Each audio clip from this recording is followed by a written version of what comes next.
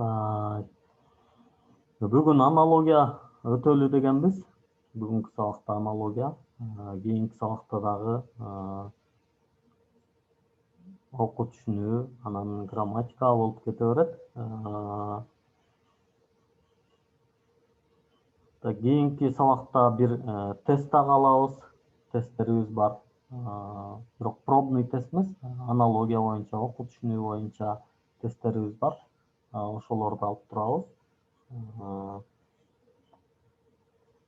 Так, дагы эмнени айтышым керек эле. Ошол достор, главный мындай өзүңөрдүн мотивацияңарды түшүрбөгүлө, настроенияңарды түшүрбөгүлө, стресске кирбегиле, эч убакта стресске кирбегиле. Эгердечи достор, мындай аябай жакшы серьезный кабыл алсаңар, 11-класстар үчүн менде биз азыр жанагы айтишниктерге даярдаган сабактарыбыздын ичинде жана программисттерге эмоцияны башкаруу боюнча сабактар бар. Айбек Дайырбеков деген белгилүү кинорежиссер, ошол агайыңардын аябай сонун сабактары бар. Эмоциональный интеллект деген, эмоцияны башкара билүү. Ошол сабактарды бир сыйра көрүп койсоңор жакшы болот. Кичине мындай мээни ойыртудан алыстатып, ошол сабактарды көрүп койсоңор жакшы болот. Араңарда жана биздин акысыз IT долбооруна катышып аткандар жокпу? Же барбы? Жок болсо керек, силер ойыртуу менен алек болуп атканыңар үчүн ага катышпай деле турганыңар жакшы болот. Барбы? Найзме катышып атасыңбы? Ошол жерге чыгарып аткан эмоциональный интеллект деген видеону сөзсүз көр. Ойыртууга да даярданып атсаң, аяка да даярданып атсаң, бул өтө маанилүү нерсе. Адам эмоциясын башкара билиш керек. Жөн эле бирөөлөрдү жаман көрүп, мындай. Кыскасы эмоция менен жашабагыла да. Эмоция деген сезим, бирөөгө таарынып калдың, болду, ошо таарынган боюнча жашай бербеш керек. Бул биздин ислам динибизде деле мына куттуу орозодо турабыз, бул туура келбейт. 3 күндөн ашык таарынган адам мусулман экенинде шек бар дейт да. 3 күндөн ашык таарынган адам эч качан бирөөгө таарынбагыла, 3 күндөн ашык таарынбагыла. Эми болгон, мисалы менде деле болуп жүргөн, ошол нерселерди билгенге чейин, мындай ислам динин жакшы үйрөнгөнгө чейин мен таарынганда жаман таарынат элем, достор. Бир таарынсам, 1-2-3 жылдап салам бербей коет элем да. Көрсө ал туура болбойт экен. Ал эмоция деп коет экен. Эмоцияны жеңиш керек. Адам акыл менен жашаш керек.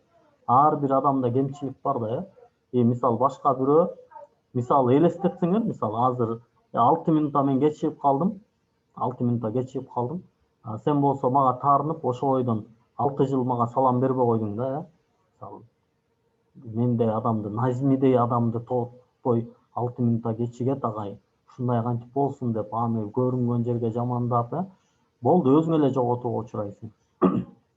Таарынбаган адамдар менен сабакты уланта беребиз, таарынган адам өзү эле ошол сабактан кур калган болот. Мисалы кээде билбейсиң кайсы адам таарынып атканын.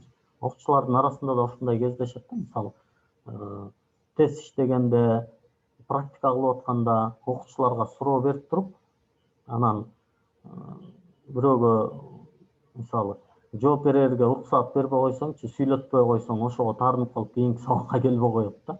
Бул эмоция деп коет, достор. Мунун эч кандай пайдасы жок, зыяндан башка пайдасы жок. Эмоцияны башкара билгенди үйрөнүш керек. Так, анда эмесе бүгүнкү сабак, достор, мектебимди сагындым, мектебимди сагындым. Аблас Сулайманов деген менин мектебим. Бул болсо менин жеке өзүмдүн логотипим. Мезгил түшүнгүнүн байланышы, достор. Аналогия түрлөрүндө ушул мезгил түшүнгүнүн да байланышы бар.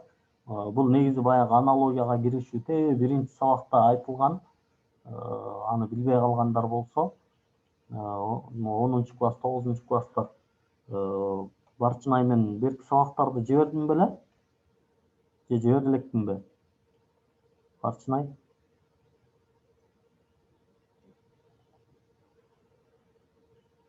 Бул 10-класс, 9-класс болгондорго гана жок дейт. Мага кайра жазып койсоңуз, Барчынай, анткени мен кечирим сурайм. Телеграмда биз байланышып аткан адамдардын саны 7000, 8000. кээ бир адамга макул деп коюп унутуп калабыз. То есть негизи унутуп калбайм да, мына Барчынай деп эстеп атпаймынбы? Болгону ошол жиберген жибербегенимди унутуп калам да. Кичине жоопкерчиликтен маселе болуп атат достор. Анын дагы себеби ошол көп адам менен байланышканыбыз үчүн. Анын үчүн кечирим сурайм. Бирок силер биз менен мындай тыгыз байланышта болуп тургула. Канча көп жазсаңар, менин эсимде ошончо көбүрөөк каласыңар. Бир жолу жазып туруп ошол ойдон калып калсаңар, мен жаман көрбөйм достор.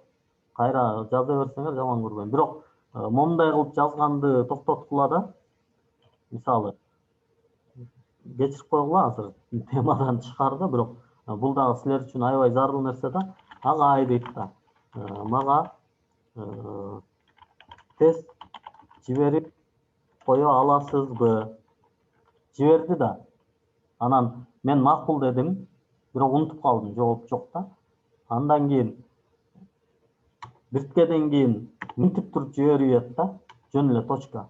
Анан дагы болбосо минтип туруп жиберип, анан дагы болбосочу алло деп жазып коет да. Алло депчи, кандай адамсың, жибербейсиң депчи, бул достор туура эмес. Кайра эле эскертип койгула, агай, унутуп калдыңызбы, эмне болдуңуз, же жиберип кое аласызбы? Кайра жазып койгула, эч нерсе болбойт. Алло, анан чеки, точка, суроо, биз ал нерселерге неме кыла албайбыз, көңүл бура албайбыз да. Жөн эле чекит келсечи мен ачып да окубайм да. Ошону эстеп койгула. Түшүнүк мезгил байланышы достор. Кандайдыр бир заттын атын укканда, кандайдыр бир нерсенин атын укканда, кандайдыр бир окуянын атын укканда, ошого тиешелүү мезгилдерди да эстеген учурларыбыз болот экен, жалпысынан айтканда. Дүйнөдөгү окуялар же кубулуштар кандайдыр бир убакытта же мезгилде ишке ашаарын билебиз. Мисалы, жайдын ысык аптабында кар жаабайт. Кар дегенде, демек, кар деген зат айтылды. Биз ал нерсе кышка тиешелүү экенин билебиз. Кыш. Кар кышка тиешелүү. Кээде жанагы сөздөр болуп калып атпайбы? Апрель өзүн декабрь сезип алыптыр деген сыяктуу бир Инстаграмдагы мындай мем деп коет, тамашалуу окуялар, жазуулар жүрүп калып атпайбы? Анткени кээде апрелде кар жаап сала берет да. Демек, апрелде кардын жаашы бул мындай табигый эмне эле жанагы эң мындай негизги түшүнүктөрдөн кичине алысыраак нерсе да, кичине демек климатта өзгөрүү болуп, апрель айында күтүүсүз кар жааганын билебиз. Бирок негизинен кар дегенде биз аны кышка тиешелүү экенин билебиз. Демек, кар кыш деген аналогия жугун мезгилдик окшоштуктар деп карасак туура болот экен. Буга чейин ошол башындагы сабакты да кайра кайталап көрсөңөр, жакшы эстейсиңер бул байланышты. Түшүнүк, анан мезгил. Кээ бир учурларда мен көрүп жүрөм да достор. Кээ бир окуучулар мисалы затты эле мезгил менен байланыштырып алганын байкап калам да, затты эле. Көрсө, мезгил менен бир эле зат эмес, ар кандай окуялар, деги эле мындай кандайдыр бир түшүнүк мезгилге байланышат экен десек туура болот. Так. Короз эмне үчүн таң менен байланышат? Ким айтат? Бермет? Айдана, эмне үчүн короз таң менен байланышат? Себеби короз таң эрте туруп анан адамдарды ойготот да. Ошол таңда кыйкырат да короз, демек мезгилге байланышы бар. Үкү түндө учат, түнү көрөт үкү, күн күндүз чыгат, кар кышта жаайт, демек ушундай мынакей бири түшүнүк, ал эми экинчиси болсо мезгилге байланыштуу сөздөр экен. Эми мезгилди билдирүүчү түшүнүктөр. Мезгил бул өзү абстрактуу гана түшүнүк. Аны адам баласы билет, сезет, сезет. Ал эми аны жакшыраак билүү үчүн мезгилге коюлган ар кандай аттар бар дейт. Мисалы, аба ырайынын абалына жараша мезгилдер булар жаз, жай, күз, кыш деген түшүнүктөр. Мисалы, мынакей апрель, баар, былтыр, эртең, түн, кеч, таң деген дагы мезгилге тиешелүү түшүнүктөр бар. Көп, толуп турат. Мезгилге тиешелүү, мисалы, убакыт саат ушулар дагы мезгилге тиешелүү түшүнүктөр болуп кете берет.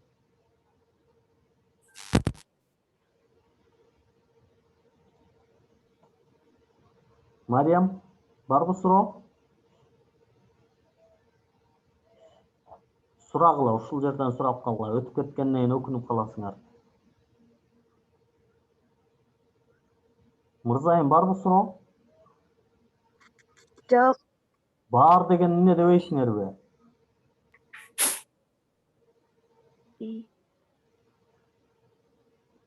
Назми, ошону сразу сураш керек да. Бар деген эмнени түшүндүрөт? Ким билет бар деген сөздү?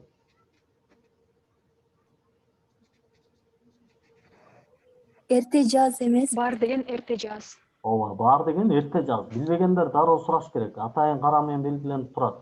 Бул жерде суроо болуш керек. Айрым учурда бар деген эрте жаз, достор. Түрктөр бахар дейт, өзбектер дагы бохар дейт, ошол эрте жаз, бар. Окуяларды, кубулуштарды билдирген сөздөрдү да мезгилди туюнткан сөз катары билсек болот дейт. Окуяларды, анан кубулуштарды билдирген сөздөрдү дагы. Так, бул кандай экен? Анткени мындай окуялар ишке ашкан учурда кандайдыр бир мезгилге тиешелүү болгондуктан аны айтуу менен мезгилин түшүнө алабыз дейт. Шаардыктар жакшы билбейт, бирок айыл жергесинде жашагандар, айрыкча мал жан менен жүргөн адамдар жакшы билет. Мисалы, туут деген мезгил бар. Туут мезгили. Бул кайсы мезгил? Ал деген жанакы эмелер, койлордун туутуп чучуру. Мал төлдөгөн жерди. Жок. Убакты. Кайсыл убакыт? Кайсыл мезгил? Туут деген бул жаз мезгили. Азамат, мына жаз мезгили. Ким айтты? Көрбөй калдым. Ким айтты? Мен агай. Ай, молодец, бермет.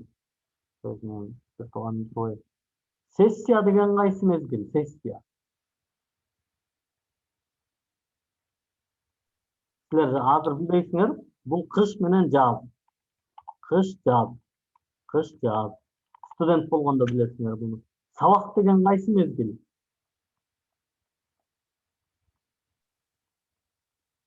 Сабак 4 мезгилде.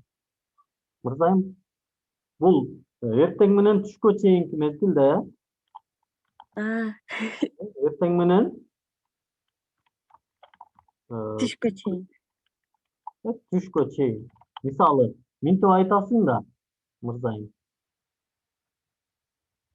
Мисалы да бир досуңа, мага сабак маалында чалба депчи. Сабак маалында мал төлдөгөн кез дарина. Туут деген мал төлдөгөн дегенде эле ал деле кайра туут деген сыяктуу эле сөздүн синоними болуп калып атпайбы? Туут деген жазгы мезгилди айтат. Ошол мал төлдөгөн кез жаз мезгили болуп атпайбы? Ошону карасаңыз, мал төлдөгөн деген бул кыймыл аракет болуп атат, бир окуя жүрүп атат. Бирок ошону биз мезгил катары да көрүп атабыз да. Майрам, мисалы, мисалы дейли, айт күнү бир жоолук сатып алдың мисалы. Анан бир күнү көрүп эстеп атасың да, ушуну майрамда сатып алдым эле деп мезгил катары айтып атасың да аны. Той.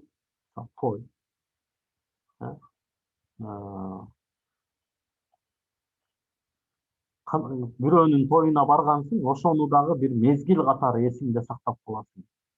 Баланчанын тоюнда деп. Ошол тою мезгилинде деген эле сөз бул. Жаштык мезгилде бул дагы. Окуу учурунда, бул окуу учуру сентябрдан майга чейинки учур. Окуу учурунда, мисалы, мектепте болушуң керек, окуу мезгилинде деген сөз. Азаматсыңар, сону күлүп атат кээ бирөөлөрчү. Эмнеге күлүп атат? Мен көп түшүнгөн жокмун, бирок. Сарин эмнеге күлүп атат? Айтып коюңузчу. Жок, жакшы түшүндүрдүңүз да ошого. Буга чейин жакшы түшүндүрө алчу маселең деп коюңуз. Жок. Тамашалап атам. Негизи достор мындай. Ушул нерсени аябай көп баса белгилеп айтып жүрөм. Теория бардык эле жерде теория. Мисалы 2-ге 2-ни кошсоң 4 болот, бул любой жерде ошондой да. Любой мугалим муну ошентип эле түшүндүрөт. Бирок айрым мугалимдердин өзгөчөлүгү бар. Мындай түшүндүрүү өзгөчөлүгү да. Мен ошол мындай окуучуларга жакшы түшүндүрө алганым менен айырмаланам достор. Муну мындай жакшы пайдаланышыңар керек. Мен дароо турмуш тиричилик менен аралаштырып, жөн эле теорияны эле жана эрежени эле жаттата бербей, мисалдарды жандуу бергенге аракет кылам да, ар бириңерди аралаштырып, жана активдүүлөр өйдө көрүнүп аткандар, сүйлөп аткандарды мисалга аралаштырып, бияктан көбүнчө мырзайым дей берем. Мисалы мырзайым бизде мурунда курстарга катышкан үчүн аны жакшыраак тааныйм. Бермет бар биякта, менин өзүмдүн карындашым. Ошон үчүн аларды айтып, анан аларды мисал кылып койгон силерге жакшы сиңимдүү болот. Ар бир окуучу бирден мисал жазышыңар керек. Бул тапшырма. Түшүнүк мезгилге мындай кылып, так, азыр 3 мүнөт бербей эле коеюн, бул тапшырма катары берилсин. Түшүнүк мезгилге ар бир окуучу бирден мисал жазышыңар керек. Даже 2-ден, 3-тен, 5-тен жазсаңар жакшы болот. Практика менен өнүгөт. Орун түшүнүгүнүн байланышы достор. Эми карап тургула, орун, жай, орун, жай, место. Орун түшүнүгүнүн байланышы достор.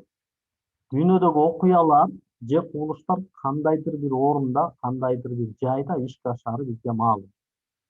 Азыркы эле, мисалы, азыркы эле туут каякта болорун өзү элестеттиңер да. Бул мезгил катары дагы билип атабыз. Эми ошол иш-чаранын, окуянын, туут иш-чарасынын каякта өтөрүн дароо эле мындай жандандырдыңар да. Тоодо, сарайда, жайлоодо, кыштоодо, билбейм. Мисалы, окуу деген иш-чара мектепте, университетте, медреседе болот экен. Азырчы достор, биздин сабак Zoom'da болуп калды да. Zoom дагы бир орун болуп калды, карасаңар. Zoom бул бир тилкеме, колдонуу. Биз колдоно турган бир мындай виртуалдык орун. Биздин сабак Zoom'da болуп атат да. Zoom деген өзү бир нерсе, бирок ал бизге орун милдетин аткарып берип атат. Биздин сабак Zoom'da болот. Сатуу деген иш-аракет базарда, дүкөндө жана башка ушул сыяктуу жайларда, орундарда ишке ашат экенин билебиз. Сатуу. Мисалы, билбейм. Эмне дейли? Мектепке келип алыпчы, мисалы, мектепке келип алып туруп, биякта продукт сатылабы деп сураш. Аябай эле мындай телефонун иши да, достор. Мындай акыл эси жайында болбогон, логикалык жөнөкөй нерселерди билбеген адамдын маселеси бул. Силер бул нерселерден бир топ жогору болушуңар керек да. Демек, окуу, мектеп деген аналогия жогун орунга байланыштуу окшоштуктар деп ойлонсок туура болот экен. Түшүнүк орун, баягыдай эле. Так. 3төн мисал экен. Коноктун орду мейманкана. Мисалы, үйдүн ичинде деле, мисалы, үй жайы кенен адамдар, мисалы, конок үйү деп бир бөлмө жасап калышпадыбы азыр? Конок үйү. Эми жанагы жашоо шарты Кудайга шүгүр болгондор, биздин президентибиз айтмакчы. Бирок Кудайга шүгүр деп айтышта азыр апасын болуп калып, светиңер сразу 1,48 тыйынга көтөрүлөт. Конок үйү, мейманкана, аскер, казарма, мал, жайлоо же кыштоо демек, ушул нерселер айтылганда. То есть бул байланыштар келгенде мунун эмнеге байланышып турганын силер сонун ойлоно аласыңар да. Карасыңар. Мейманкана, конок десе, бул орун жайы кой деп, мисалы. Жөн эле мынтип тырыша бербеш керек. Эми конок мейманканада болбойт да агай. Анан конок деген үйгө келет да, ал эле бул эле дебегиле да. Демек, ошол мейманкана коноктун жайы экенин билиш керек. Мисалы, конок болбогон адам мейманканага эмнеге барат? Туурабы? Сырттан келген бир конок мейманканада барып жатат. Келген адам конок дейт. Конок деген сөз деле бул туунду сөз да өзү, тубаса эмес. Кон анан ыкты же ошол нече уланып анан жасалып атат. Конок. Конуу деген сөздөн анан пайда болуп атат. Жасалган сөз. Сөз жасоочу мүчө аркылуу жасалганбы же бириткенби. Ар бир окуучу бирден мисал жасап экен, бул жерде дагы тапшырма катары түшүнүк орунга дагы буга да 3 мүнөт берилген болчу экен. Силер аны өзүңөр жазып коюшуңар керек. Тапшырма ошол. Анан достор, ушул жердечи негизги маселени айтып коеюн достор. Негизги маселе силер мындай тапшырма күтпөгүлө да эч кимденчи. Эгер тапшырма күтүп отура берсеңер өнүкпөйсүңөр. Азыр муну айткандан кийин дагы айтам. Тапшырманы кандай кылып аткарыш керек экенин. Ирет байланыш достор, мына ирет. Айрым учурда аналогиялар ирет боюнча да түзүлөт. Бул дүйнөдө көптөгөн түшүнүктөрдүн кандайдыр бир тартиби, ирети бар.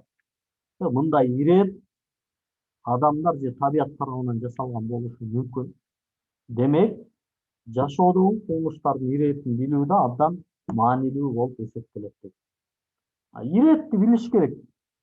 Мындай кыймыл аракеттин ирети бар, башка нерселердин ирети бар, билиш керек.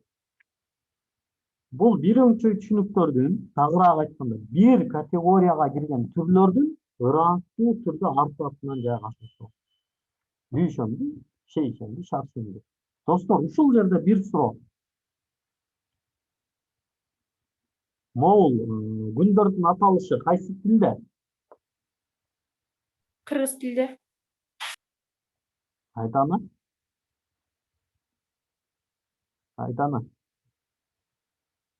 Bir minut, sizge sorum var. Угуп жатам. Siz кичине өзүңүздү тааныштырып өтпөйсүзбү? Каяктан болосуз, канчанчы класстык, кайсы университетке тапшырайын деп атасыз? Макул. Менин атым Айдана. Мен азыр 19 жаштамын. Былтыр тапшыргам агай, мен кайра быйыл тапшырган атам дагы экинчи жолу. Абдан сонун. Бишкекте жашайм. Бишкекте жашайсыз. Достор, Айдана, могул, дүйшөмбү, шейшемби, шаршемби дегендер, булар кыргызча күндөрдүн аталышы деп жүрөт. Бирок булардын негизи, булардын келген жайы парс тилинен кирген булар. Ферс деле фарси тилдерден, фарси тилдер аркылуу кирген. Бул дүйшөмбү деген ду деген эки дегенди билдирет. Эки. Ал эми шамба деген, шамби же шамба, бул болсо күн дегенди билдирет. Демек, эмне деген сөз экен бул? Экинчи күн. Ооба, бул фарси тилде экинчи күн дегенди билдирет. Аларда биринчи күн жекшембиден башталат. Жак деген, жак эмес, бул фарс тилинде як. Як, анан шамби же шамбабы, шамба болушу мүмкүн, же шамби болушу мүмкүн, адашып атам. Як деген бир, бул баягы эле күн. Демек, як шамби деген биринчи күн дегенди билдирет достор. Анан бул фарс тилинен алынып, бизде дүйшөмбү биринчи болуп калган, бизде жекшемби эс алуу күнү болгон үчүн. Негизи түпкү теги келиши бул фарси тилдеринен, перс тилинен. Перс тилдеринде кайсылар десеңер, могул афган, тажик тилдери да азыркы, ошолор ошол перс тилдерине кирет. Мисалы, биздики түрк тилдери деп, анын ичинде кыргыз, казак, өзбек тилдер бар да, окшош тилдер. Тигилердики ошол афган, тажик, даже индустардын тили дагы ошолорго кирип кетсе керек эле. Январь, февраль, март, апрель, булар ирет. Кошумча маалымат катары айта кетейин дедим, буларды биле жүргөнүңөр жакшы болот. Тамыр, сөңгөк, таң, шашке, үрөн, жамбутак дейт мынакей. Тамыр, тамырдан кийин анан жогору жагында сөңгөгү, таң, таңдан кийин шашке, үрөн, мындай үрөндү сепкенден кийин андан биринчи эле чыккан кийинки иреттеги катардагы жамбутак экен. Иреттер төмөндөгүдөй болушу мүмкүн деп. Мурунку кийинки, мурунку анан акыркы, биринчи анан акыркы, алгачкы акыркы дегендей. Четки анан ортоңку, мынакей. Ушундай болушу мүмкүн экен. Чыпалак бул четки анан ортон болсо ортоңку. Дүйшөмбү четки анан бейшемби ортоңку дегендей. Кыскасы мындай нерселерде мындай акыры дагы белгилүү болгон нерселерде ортоңкулар айтылат. Таң түш дейт мисалы. Таң түш кеч да негизи күндү биз мындай 3 бөлүккө эле бөлүп карайбыз. Түн дагы бар негизи, түндүн бир бөлүгү, күндүн бир бөлүгү катары, бирок түн эмнегедир биздин жашообузда мындай жоктой да, анткени түндү адам эс алуу үчүн колдонот. Болгону биз таңды, түштү анан кечти эсепке алабыз. Ошол нерселерди дагы биле жүргөнүбүз жакшы болот. Үйгө тапшырма достор, биздин көрсөтүлгөн темалар боюнча мисалдарды жазасыңар. Бизden мисал жанагы сабактын ичинде бар эле, андан тышкары түшүнүк, орун жана мезгилге 5тен 10 мисал жазасыздар. Ирет байланышы боюнча иреттин ар бир түрүнө 5тен 15 мисалды жазасыздар. Бул тест кылып эмес, жөн эле мындай байланыштарын эле жазасыңар. Могул жердегидей эле. Мондай эле кыла беречи, экиден сөздү байланыштырып эле, ошондо жеңил эле болот достор. 15 тест түзгүлө десем, бул чачыңарды агартып ийиши мүмкүн. Канчалык көп ушуну байланыштырып, буларды байланыштарды жазып туруп, достор менен, классташтар менен мынакей жалпы 30 үлгүзүп, окшоштук түзүп мага жибересиздер. Мага дегенде группага жибересиздер. 5тен 10 мисал, 15 30 болуп кетти. Кандай болуп калды? Так, могул 3 болчу. Мынакей мурунку, кийинки, мурунку, акыркы, четки, ортоңку деген. Мындай кылып жазасыңар. Көңүл бурганыңыздарга рахмат достор. Тапшырманы кантип жиберебиз? Могул жерге жибересиңер. Так, группага. Мону өчүрүп салайын. Группада телефондон кандай болот билбейм, азыр мен мону карап коеюн. Силерге ниче кошсоңор болбойт. Группанын инфосун өзгөртсөңөр болбойт. Сактап коеюн. Силер могул жерде неме кыласыңар? Могул жерде тест түзүү деген бар, ошону колдонсоңор болот. Анкета түзүү дегенди. Же болбосо жөн гана мисалы мындай кылып туруп, Турат Алыбаев дегенди тиркейсиңер, Турат КЖ. Анан мындай кылып туруп баштайсыңар. Биринчи мисалы орун байланышы. Орун байланышына биринчи бериңиз байланыштарды. Мисалы эмне дедик? Сабак, мектеп. Сабак мектепте болот. Биринчи орун байланышынын баарын бүтүрөсүз. Андан кийин ирет байланышы. Катары бузулуп калды окшойт. Андан кийин мезгил байланышы деп туруп, баарын бирип туруп, анан бир жибересиздер. Ошондо кийинки сабакта ошону талкуулайбыз. Биз группа менен ушундай кылып иштегенди үйрөнүшүбүз керек. Тапшырма аткарып үйрөнгүлө. Анан сөзсүз эле Турат КЖ дегенди белгилегиле. Анан сөзсүз эле Турат агайдан тапшырма күтүп отура бербегиле. Кийинки сабактарда тапшырма берилбей деле калышы мүмкүн. Берилбей калган тапшырма демек тапшырма аткарбайт экенибиз эмес. Ошол өтүлгөн сабак боюнча тапшырманы аткара бересиңер. Так, анан достор, дагы бир нерсени эскертип айтып коеюн, жок болду, аны айтпай эле коеюн. Семинар дейбиз, Илгиз агай өтөт болуш керек семинарды бүгүн. Мен азыр кичине могул семинар дагы болду, семинар өткөн болуп. Бир нерсени көрсөтөйүнбү достор? Менин убактым кандай болуп атканынчы. Могул каналда достор, биз жанагы IT окутуу боюнча дарыя кылган 8790 адам бар бияктагы каналыбызда. Анан биякта биз ар бир чыгарган нерсени карасаңыз, мына эртең менен моуну чыгардым. Бул видеонун алдына комментарий жазылып атат, маяка жазылып атат. Анан бул жактагы окуучулардын баары бизге кайрыла берет. записьти токтотуп коюңузчу, бул запись болду да. Байланышкан адам көп да, карасаңар достор, могулардын баарын карап чыгышыбыз керек болуп атат да биз. Мынтип булардын баарына жооп берип карап чыгып, бир аз кичине түйшүк көп болуп атат. Биякта могул жердеги өзүбүздүн дагы окуп аткан группалар бар, ал жактан тапшырмалар келет. Кыскасы мен мындай актанып коеюн, силерге аябай жакшы көңүл бура албай калып атам. Мүмкүн болушунча ошол сабактуулук көрсөткөнгө. Анан Кудай буйрса, семинарды Илиз агай менен кеңешели. Бүгүн болот деди эле же эртең деди эле. Жумасына бир жолу семинар кылып турабыз, бир жолу Илиз агай, бир жолу мен. Эртең болот болуш керек семинар, же бүгүнгү, бирок группага Илиз агайдан сурап жазып коебуз. Мен дагы агай менен кеңешейин. Болот, достор, семинар болот.